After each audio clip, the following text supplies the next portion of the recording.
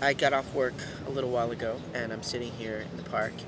I was walking to the subway, and I didn't want to just go to sleep because, well, here's the thing. Okay, I go to sleep when I on the ride home.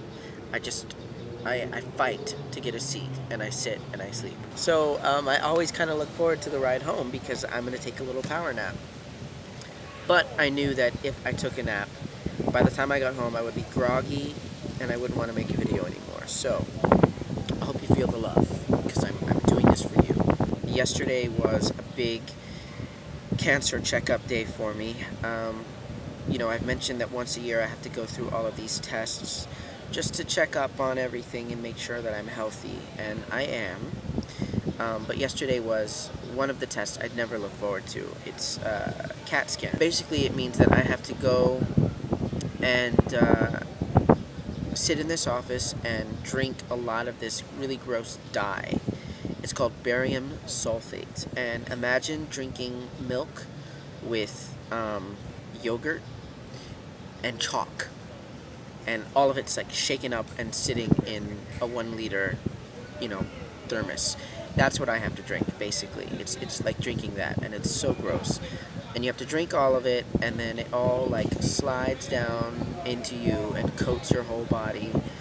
And you have to let it do that for like 45 minutes. It's the most disgusting feeling ever. They do this because when you sit in the machine and it scans you, this dye helps your insides kind of like be easier to spot. They also inject my arm with this really weird ink almost for contrast, and it's just really weird, and it's the most awkward thing. I have to lay there really still with my arm held up high, and they inject my arm, and my whole body gets really, really tingly and warm, but not in like a sexy way. This metal taste starts to develop, and I just don't look forward to this exam. It's not enjoyable. But I got through it yesterday, and I went home and I slept most of the day. I was drinking this stuff, and I remember the first time that I went there to drink it, and I went with my friend Mike, and this was when I found out that I had this cancer thing, and I was drinking this dye, and it just seemed endless. It seemed like I was never going to finish it. And he was sitting there with like a cup of water, and I was sitting there with this thermos of dye, and we were making these jokes, these Will and Grace jokes. How Karen Walker always goes to the bar and calls the bartender Smitty. Like any bar she walks into, she's like, "Smitty, get me another round." And we're making all these jokes, another round, Smitty, and we would drink more. And yesterday, I was thinking about that, and I was actually looking at the seats that we sat in when we did that. And I was drinking this stuff, this barium sulfate. I was drinking it by myself. And I was okay, because I wasn't strong enough to do that back then. But I am now. And it's just kind of, it's just kind of cool to see that kind of change in me. And I don't notice it a lot, but occasionally I do, and it feels like a really amazing thing. I was talking with a friend of mine at a birthday party the other day, and we were talking about when you see that you've changed, when you look back at yourself, and where in your life you see the biggest growth spurts. And I think for me, a lot of change in just the way I saw and felt about myself came at the end of 2004. That was the year that I got my first heartbreak. Like, my first boyfriend dumped me, and I had never hurt that way before. And it was devastating. It's really hard when the person who you just love and like more than anybody in the world tells you that they don't feel the same way anymore. It destroys you. Somebody said that the most amazing and surprising thing about going through heartbreak is that it doesn't actually kill you, because it feels like it should. that kind of hurt and aching and emptiness, all of it inside, it should completely destroy you and kill you. But it doesn't.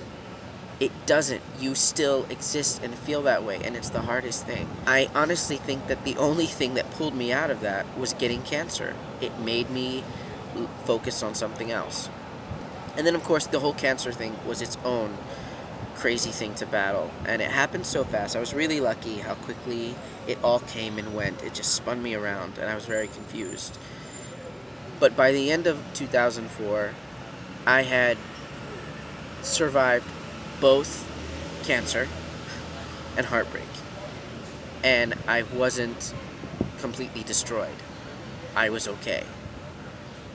And I think something somewhere in the back of my head took notice of that, and I began to see myself differently. So I just got out of work a little while ago, and I was working with a new trainee. And I'm just, you know what, I'm not very good at training. I just don't think that I am. I feel like I suck. I'm not good at teaching people things from the ground up. Like,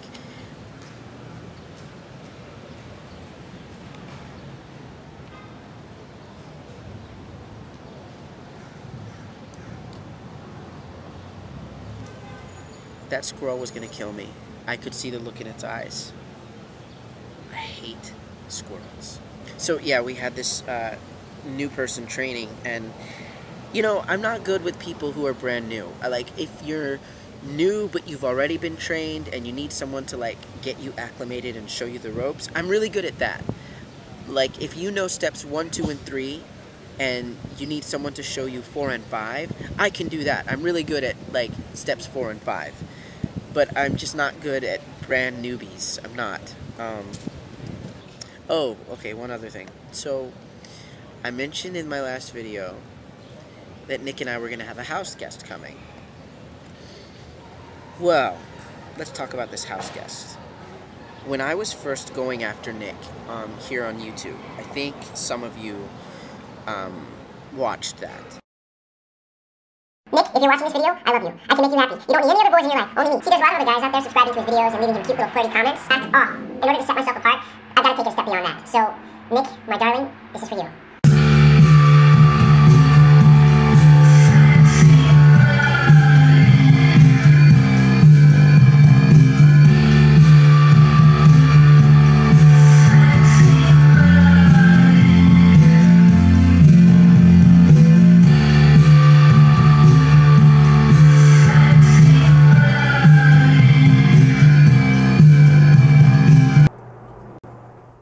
Well, one of the things that followed those videos that I put up was a backlash. There was quite a backlash. A lot of people didn't like the idea of Nick coming to New York to hang out with the crazy dancing Mexican boy with the whipped cream and the scissors. A lot of people didn't like that. One of the people who I'm pretty sure was one of the loudest naysayers was this kid named Steve. He's actually very cute. He's very cute. And he and Nick have a real friendship. Like, they were friends from way before I was involved with Nick. And I respect that, and I know he's been a good friend to him. But I also know that he wasn't a big fan of me. At least not at first. And that's fine. That's totally cool. But he's coming. He's going to come and crash with us for a few days. We're going to show him around, and I'm looking forward to it. I am not at all threatened. Not in the least bit threatened that this cute boy is going to come hang out with my boyfriend.